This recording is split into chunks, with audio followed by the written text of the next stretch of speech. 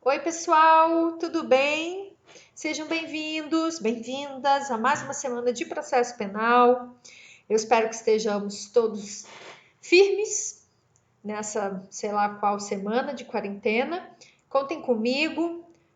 Nos vemos depois dessa videoaula na live de quinta-feira, tá? Então tentem assistir a videoaula até lá. A gente vai dar continuidade ao estudo da teoria da prova penal. Então, a gente está se debruçando sobre temas importantes de prova no processo penal, levando em consideração, como eu já disse várias vezes, que talvez o tema mais importante dentro do processo penal seja o tema das provas, porque vai ser através de provas trazidas pelas partes que o juiz vai formar a sua opinião delict, né? Lembrando que a gente possui no processo penal um standard de prova muito mais rigoroso do que um standard de prova em outros ramos do direito. Para aplicar sanção no processo penal, a gente precisa ter a mais absoluta certeza. O juiz precisa estar diante de 100% de certeza em relação à hipótese fática acusatória. Nós tratamos na semana passada do tema muito interessante da dissonância cognitiva. Fica dando reflexo no meu óculos, às vezes eu acho melhor até falar sem, mas enfim. A gente tratou na semana passada da dissonância cognitiva, que é um tema super interessante, e conversamos sobre esse tema na nossa live da semana passada. Agora, dando continuidade ao estudo da prova, mas ainda antes de entrar nas provas em espécie, a gente vai falar hoje um pouco de provas nominadas e inominadas e de transferência de provas. Se puderem, acompanhem pelo livro, o livro do Auri, que é o livro que eu sempre indico para vocês. Provas nominadas e inominadas.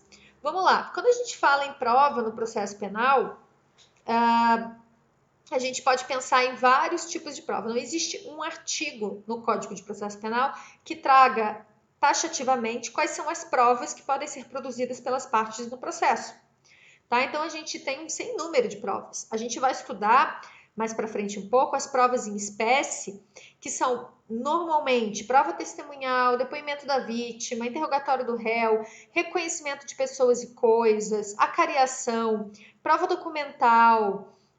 Então a gente vai passar um pouco por cada uma dessas. Prova pericial, tá?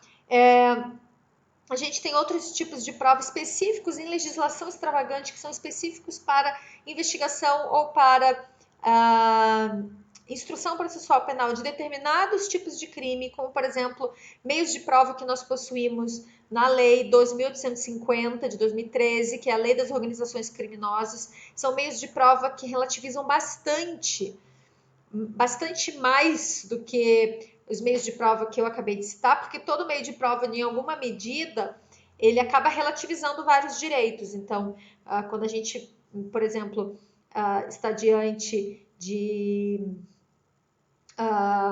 o reconhecimento de pessoas e coisas, né? Ele deve se dar exatamente, estritamente, conforme trazido pelo Código de Processo Penal, e qualquer forma que se dê para além do que está previsto na lei pode comprometer a rigidez, né, desse meio de prova. Acontece que quando a gente está diante, por exemplo, de uma investigação ou de uma acusação de organização criminosa, a Lei 12.850 traz meios de prova muito mais relativizadores de direitos e garantias do que outros meios de prova para outros tipos de crime, como, por exemplo, os estabelecidos no Código de Processo Penal. Tá bom? Então, quando a gente fala em provas nominadas ou inominadas, o que precisa entender é o seguinte: a gente possui, então, vários tipos ou meios de prova, tá? Não existe um artigo no CPP que traga taxativamente um rol, e as provas vão ser taxativamente essas. Daí que o Cordeiro, um importante processualista penal italiano que faleceu há pouco tempo, não faz nem um mês, ele diz o seguinte: sobre as provas inominadas, que são aquelas que não estão taxativamente previstas, elas devem e podem ser admitidas no processo penal quando e na medida que não sejam absolutamente vedadas, quando não sejam taxativamente, quando elas não sejam, me fugiu a palavra, explicitamente vedadas. Então, ele afirma que é admissível todo signo útil ao juízo histórico, lembrando que o direito probatório no processo penal ele faz parte dessa produção de provas, essa reconstrução histórica de um fato, né? Então, quando as partes trazem, quem tem o ônus de trazer é o Ministério Público, traz provas para dentro do processo, ele está reconstruindo historicamente um fato passado. E ali, óbvio, já se perde muita coisa. Então, o Cordeiro vai dizer: é admissível todo signo útil ao juízo histórico, contanto que sua aquisição não viole proibições explícitas ou decorrentes do sistema de garantias. Por exemplo, aceita-se reconhecimento, diz ele, olfativo, sonoro, tátil, mas veda-se a narcoanálise e o detector de mentiras, pois são cientificamente inadmissíveis, além de violarem a dignidade do agente. Tomar bastante cuidado, porque na realidade a processual penal brasileira falar em reconhecimento olfativo, reconhecimento sonoro e tátil é bastante perigoso, né? Mas a gente sabe que existe bastante recorrentemente um tipo de reconhecimento, por exemplo, que é o reconhecimento fotográfico, que também é bastante perigoso. Então, todos esses tipos de provas que aparentemente não são violadores radicais, não são ilícitos. Veja, trazer provas para o próprio processo penal em si, ele já funciona como um meio de constrangimento, como relativizador de direitos e garantias do indivíduo, certo? O que eu estou querendo dizer aqui é, se você está diante de um meio de prova que não seja ilícito, em princípio ele é admitido, mesmo que inominado. Mas deve-se tomar cuidado na inserção desses meios de prova no processo penal e no valor que devem se dar a esses meios de prova, tá? Então, eles podem até adentrar no processo penal, mas deve-se tomar um cuidado, levando em consideração que o estándar de prova no processo penal é mais rigoroso. Então, pensem quando a gente tem... Já viram salto em distância, que é uma modalidade de atletismo, em que o atleta tem que pular e a vara tem que pular a um determinado limite, né? Correndo ele corre e aí ele pula por uma vara que se chama sarrafo. No processo penal, o sarrafo ele tem que estar o mais elevado possível, tá? Então a gente funciona no processo penal com o estándar de prova, com o sarrafo do além de toda dúvida razoável. Então, com a inserção desses meios de prova inominados no processo penal, desde que eles não sejam ilícitos, o que eu tenho que impor a esse processo penal que aceita essas provas inominadas é um sarrafo, um estándar de prova muito mais rigoroso. Muito mais rigoroso, tá? Segundo tema que eu queria trabalhar com vocês hoje, então, é a transferência de provas. Eu posso transferir provas de um processo para outro? Essa é a questão. Eu posso transferir provas de um processo para outro? O Auri divide esse tema da transferência de provas em duas espécies. Então, ele possui um posicionamento em relação a provas emprestadas ou transferência de provas documentais e provas emprestadas ou transferência de provas testemunhais. Em relação às provas documentais, ele diz o seguinte: em princípio, em regra, provas documentais, documentos de um processo penal, podem ser transferidos para outro, tá? Por exemplo, o Ministério Público, que no processo contra fulano de tal, conseguiu uma condenação no processo do fulano de tal, tá? E aí, anos depois, esse mesmo fulano de tal vem para ele mesmo, promotor, oferecer a denúncia por outro crime. E aí, esse promotor se utiliza da denúncia ou da condenação naquele processo para e junta esse documento, aquela condenação ou aquela denúncia, para tentar convencer o juiz vejam, esse sujeito já agiu desta forma no passado, etc, etc e tal. Então, o que a gente precisa pensar é o seguinte, esse tipo de importação de prova, levando em consideração que o processo é público, ele até pode ser admitido, mas a gente pode considerá-lo bem imoral, certo? Ministério Público tentando convencer o juiz de um fato ocorrido no passado. Eu, particularmente, considero isso um bis in idem. O Ministério Público tentando produzir provas desse fato no presente, se utilizando de algo do passado que ele já foi condenado e que ele já está cumprindo ou cumpriu. Mas, de qualquer forma, diz o Auri no livro, prova documental, em princípio, não há ilicitude na transferência de uma prova documental, de um documento, de um processo penal público para outro.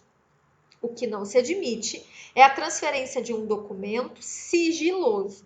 Então, se eu tive nesse processo penal, tá, uma interceptação telefônica autorizada, então o juiz autorizou uma interceptação telefônica nesse processo, uma decisão judicial motivada de interceptação telefônica. Esse processo imediatamente se torna sigiloso. Essa interceptação telefônica não pode ser publicizada. E isso está na lei das interceptações, Lei 9296 de 96. Tá? Se eu tenho, então, uma interceptação telefônica autorizada aqui, jamais eu posso ter transferência do conteúdo dessa prova para outro processo. Então, digamos que esse Ministério Público, esse promotor, teve acesso a isso, porque ele era o titular dessa ação, e aí esse mesmo promotor se utiliza em um outro processo, anos depois, contra o mesmo réu, dessas interceptações telefônicas e transfere para esse processo. Absolutamente ilegal, não pode. Então, em princípio, transferência de prova documental é admitido, posso considerá-la imoral, mas aí a gente entra num campo de separação entre direito e moral. Inclusive, vocês veem isso lá nos primeiros períodos do curso de Direito, que direito e moral não se misturam.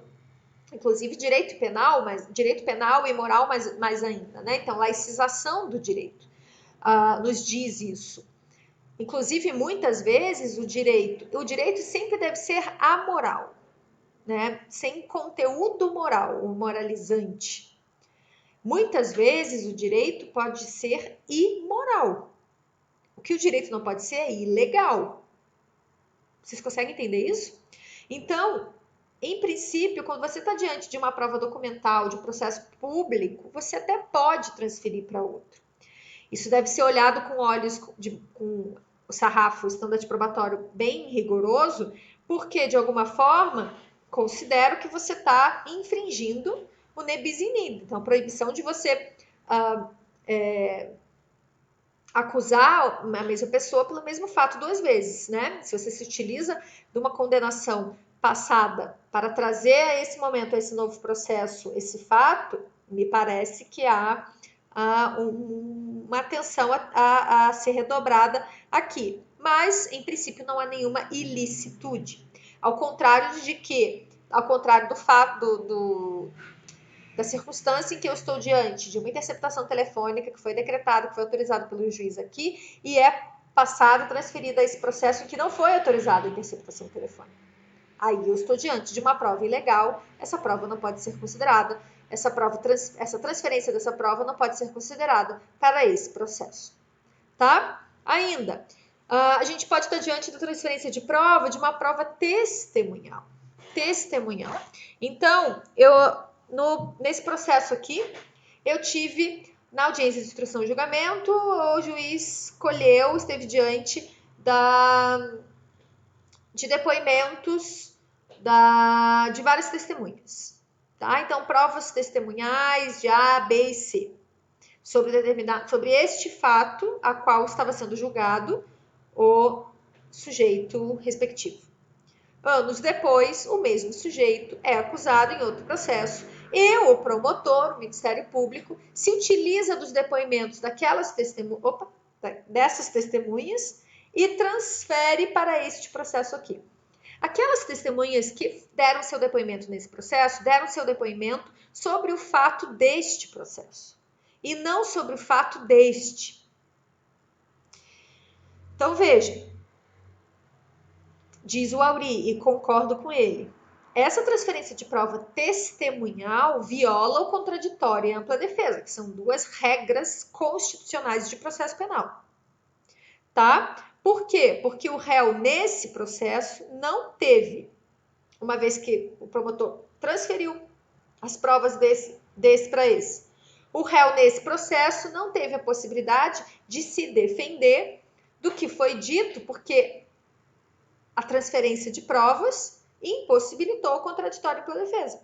Porque as testemunhas falaram e deram seu depoimento sobre aquele caso do passado naquele processo, e não nesse. Tá dando para entender? Então, prova emprestada ou transferência de provas. Vocês precisam analisar se estão diante de prova emprestada documental ou testemunhal.